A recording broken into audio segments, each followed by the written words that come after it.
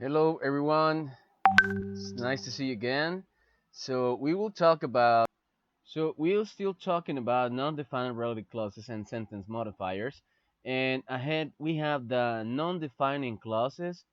Sorry, right here, the defining uh, clauses and the non-defining clauses. So we talk about the different kind of professions that requires to be more creative, and then you have to use the correct forms of the reduced relative clauses. So you can shorten relative clauses by dropping the relative pronoun and the verb be. Someone able to think quickly might be a good surgeon.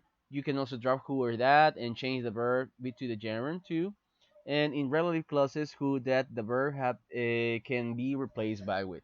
Uh, well, we have this couple of examples, and then we can reduce them uh, or the verbs. So, for example, here we have someone hoping to be able chef. So you have here someone hoping to be a chef should get the proper training. Anyone, then this one it would be you have the verb want, so it becomes to a gerund. So in this case, remember it's not present continuous. Present continuous it's only when you use the verb to be, but in this case you are not using the verb to be, so this becomes to wanting, even though this verb is a static verb. So anyone wanting to be an actor needs to both talent and luck. And then a person working as comedian is always looking for new ways to make people laugh. And these people clever enough to get inside the mind of a criminal would make good detectives. So we are meeting the who are, the verb to be is completed omitted, and then anyone dreaming of becoming a champion athlete has to be prepared to do a lot of work, and someone interested in the latest music trends might be a good DJ. A person responsible for a large staff has to be able to be creative with scheduling. So there's no problem, guys. So we will continue to the next part. So it's important look into this information. So when you reduce them, you have to look to the verb, and there if it's the verb to be, if it's the verb to be, like in this example, you just have to drop it and turn it in the ing form, no? So you just drop them, and the verb to be it's completed omitted. So this turns to one thing, this turns to working, this turns to only people clever enough, dreaming, someone then interested, and someone responsible, and that's it, guys. That's it. This is for reduction of the relative clauses that are defining, right? Then the next part, we're gonna go directly to the next part. So this is a chart of creativity and non-defining relative clauses as sentence modifiers. You can use non-defining relative clauses with which make a comment about an entire sentence. I have three cats, which means there's usually a lot of cat for on my clothes. For es el pelo de los animales, ¿no? My roommate is a Slav, which is a way I want to get my own apartment. So you will match the sentences here. The non-defining and non-defining, the difference between the non-defining and defining clauses is that the non-defining they give extra information. That's a non-defining. And the defining just give essential information. That's the defining clauses, no? These are defining clauses. And of course, we're still using that, who, which, okay? These are the relative pronouns, and there are even more.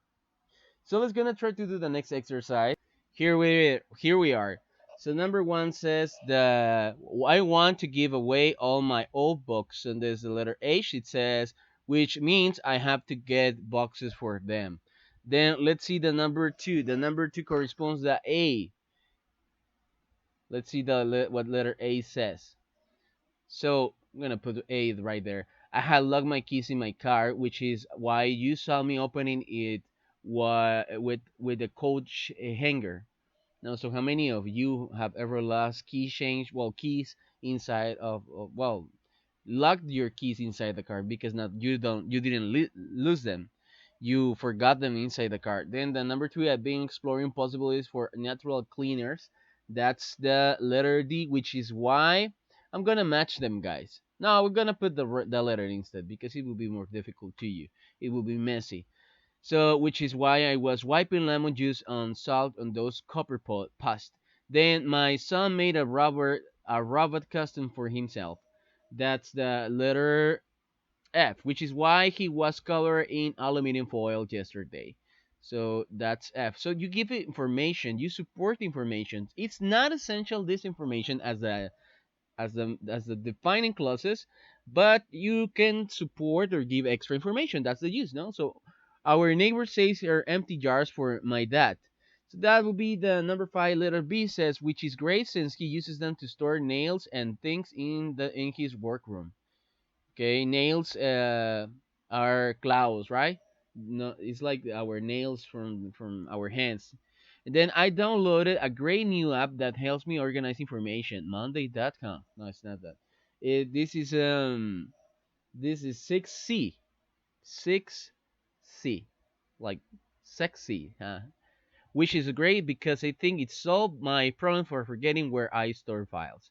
Then the number seven, we're gonna look to number seven. Number seven says E.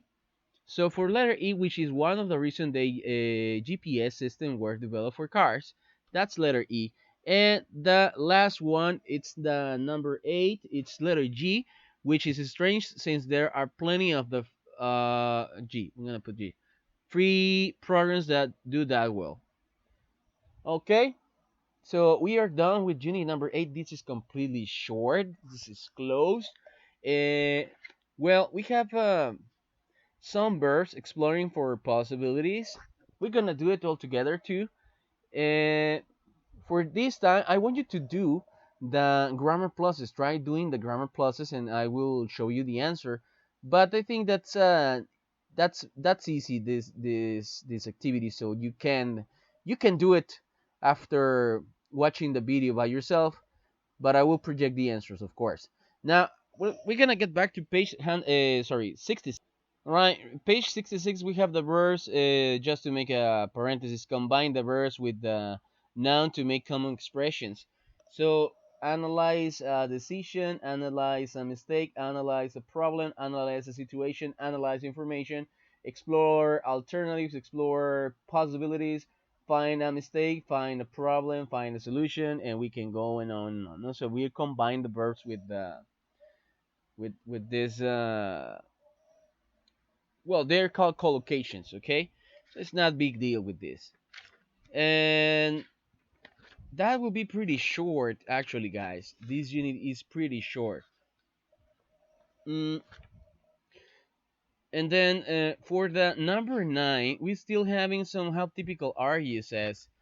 Then in this one, we're still working with the clauses and phrases showing contrast and exception. For these guys, for this, we're gonna do something special.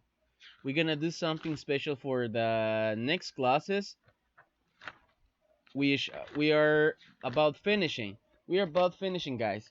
So we're gonna have something special about the classes and simple and complex and direct questions. And what else? What else? Present on real conditional with unless, only if, and even if. And our last topic would be wishes and regrets. No, no, no. The last topic, it is next to the last that one. Future perfect and future perfect continuous. That's our last topic.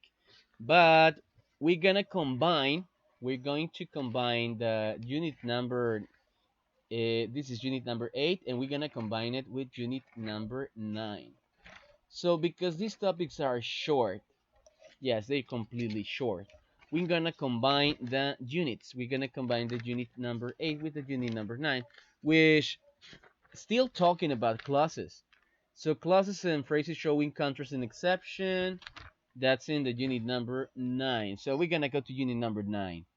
Okay, so let's gonna look at them, guys. So here I have some vocabulary, and then we're gonna move down and clauses and phrases showing contrast and exception.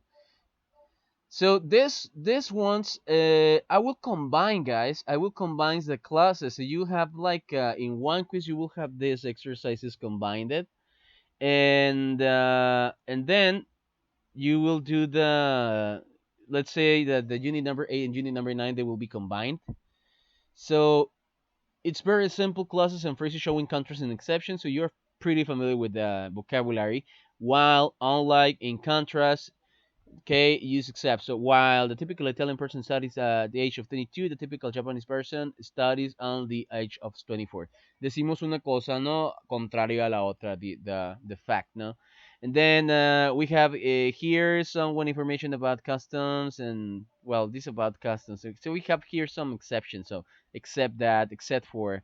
So you can go ahead in the grammar plus. So that will be your next activity. So tomorrow I'm gonna project the answers of these. So we're gonna combine unit number 8 and 9. You will have like a special exam, and then, well, that will be almost it. Okay, so I'm combining this two. Past habitual with use and would. So it's very simple. So the would is when you don't have, when the verb is static verb. The static verbs, it's like the verbs like have and those, no. So for example, used to and would can both be used to describe past habitual actions or situations which are no longer true. However, would can be used with stative verbs such as live, be, have, or like. So in any one you can use them. So but for the stative verbs you can't, no. So you need to identify the stative verbs. So it's very simple, the stative verbs. These are some verbs which are stative, and then you can put it in with the with wood. You can combine it with wood, and that will be it, guys. So the unit number 8 and unit number 9, and then, well, we'll continue in finishing our course. So which means that we'll be finishing to the next week. So it's 29. So I hope finishing with you June the 1st. At June the 1st you'll be finishing, and that will be pretty much it for this session, guys. So hope that everyone is fine and your family, and see you soon to the next transmission. So have a great evening. Take care. See you soon. Well, and because you asked it, so here you have your dusted ending. So take care again. See you soon. Bye.